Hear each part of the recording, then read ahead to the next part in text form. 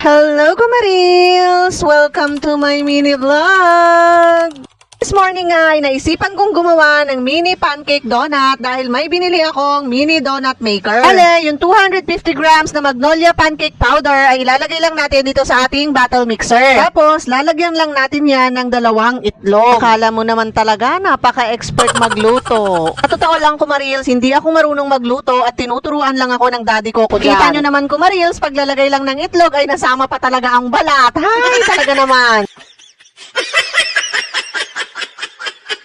Tapos, sabi ni Daddy Coco, ay halo ko daw itong tinunaw niyang butter at saka milk dahil naubusan kami ng fresh milk kaya powder milk na lang. Then, saka natin ilagay yung mixing wire at saka i-shake ng i-shake hanggang sa matunaw na nga ito. Tignan nyo naman, Kumaril, sa pag-shake pa lang ay hindi na talaga marunong dahil tumutulo yung kanyang battle mixer. Nainis na nga ang Daddy Coco nyo sa akin kaya sabi niya siya na lang daw ang magluluto dahil napaka-messy ko gumawa. Sonifer nga pala yung brand ng binili kong pancake maker kahit walang nagtatanong. Lalagay ko na lang yung link dyan sa yellow basket or sa comment section kasama na niya ang battle mixer. First attempt failed. Hindi siya naging floppy.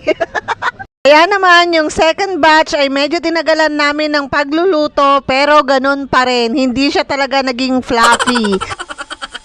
Hindi ko alam kung ano yung naging problema pero feeling ko napasobra ata kami sa water kasi medyo malabnaw yung timpla. Kaya naman kahit gusto kong magkaroon ng cooking inamo content ay hindi ko magawa dahil alam kong mapapahiya lang ako sa inyo.